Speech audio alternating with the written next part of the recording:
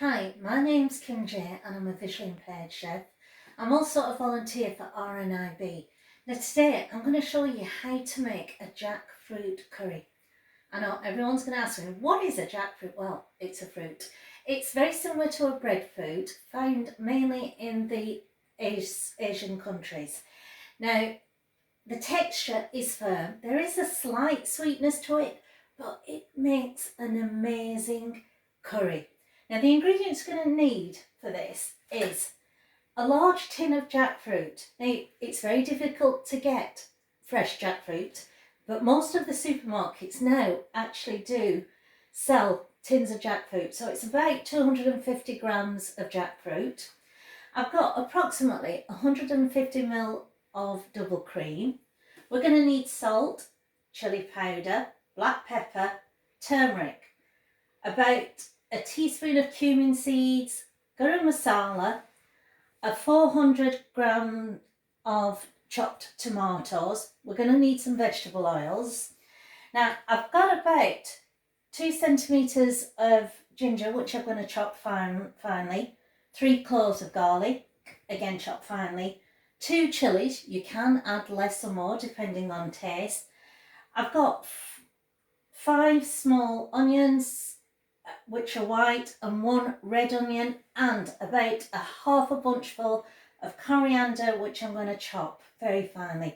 Now, these are all the ingredients you're going to need for this amazing curry. First thing I'm going to do is I'm going to chop my onions. Now, I usually put them in the food processor. If you don't have a food processor, just chop it as finely as you can get it. Now, I'm using this amazing visually impaired chopping board. It's really good because at the centre of it, it has prongs. And the prongs hold the vegetable in place, allowing my hands to be free so that I can safely chop whatever vegetables that I need. Now that my peeled onions have been quartered and chopped, I'm going to put them in the food processor to blitz down. On the hob, I've got a large pan, and we're now going to make the masala for this jackfruit curry. Now I'm going to take approximately a tablespoon of oil. Now I try not to use too much oil in my cooking. Keeps everything as healthy as I possibly can. And as soon as that oil starts to heat up, I'm going to put about a teaspoon of cumin seeds into it. And then I'm going to wait until the cumin seeds are cooked. How do I know when they're cooked? I can smell them and I can hear them sort of sizzling in the oil. It does take a couple of minutes. I can hear the cumin seeds sizzling and I can smell that musky odour of the cumins. Now I'm going to put the onions in. The next bit will take a little bit of time because you want those onions a rich golden brown. So just keep cooking, stirring every so often and caramelising those onions. Now the onions have been cooking for 10 minutes and they've turned into this lovely golden brown. Now at this stage most people think, oh, they're cooked.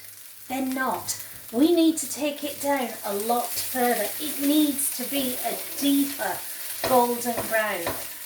If you find that the onions are going to start sticking and burning to the bottom of the pan, just add a little bit of water. It loosens it up and it decaramelizes it. Now I know a lot of people ask, why do I use a mixture of white and red onions? The red onions supply that natural sweetness that the curry needs, balancing the flavours.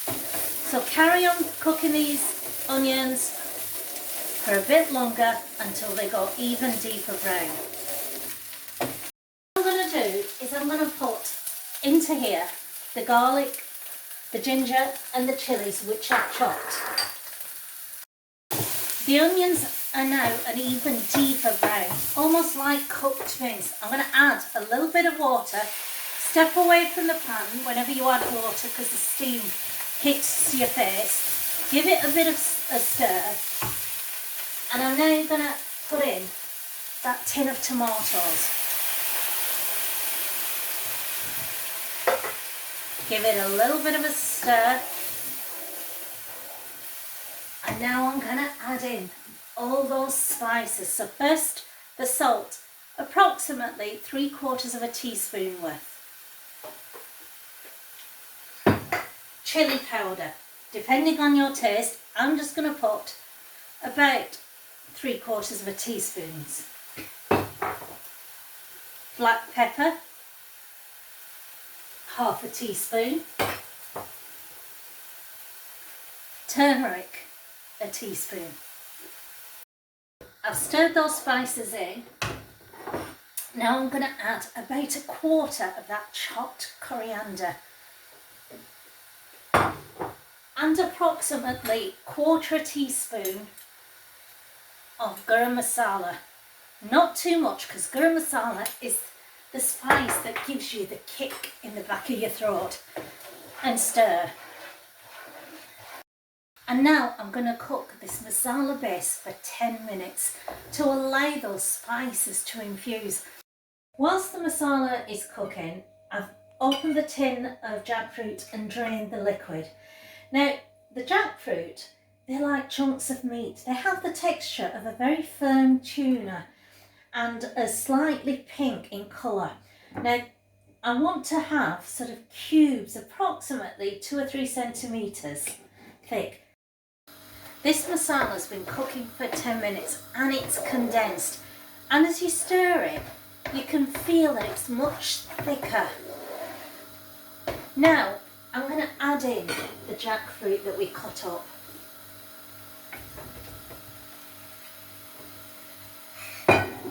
Give it a stir. And you can smell the spices, the garam masala, the turmeric, the cumin seeds. With the jackfruit in there, I'm going to put about 20 ml of water.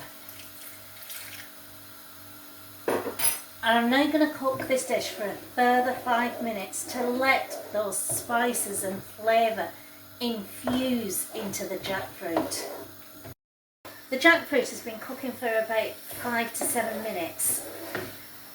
And now I'm going to put about 3/4 of the remaining coriander into it. And I'm going to give it a little bit of a stir. Now, for those of you who don't want to put cream into this, you can put creme fraiche or Greek yogurt, or just leave the cream out altogether and you've got a jackfruit masala.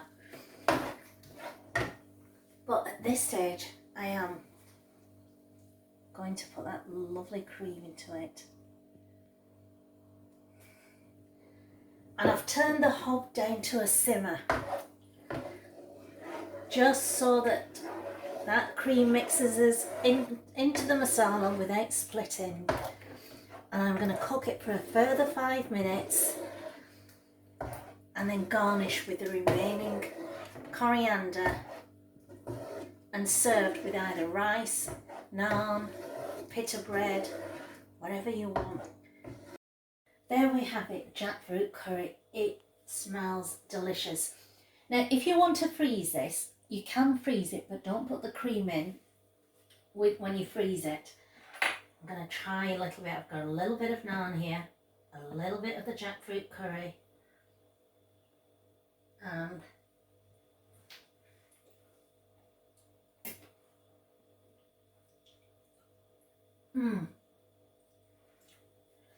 it is delicious.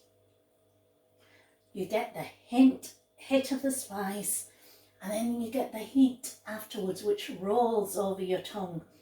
Really delicious, well worth trying. My jackfruit curry.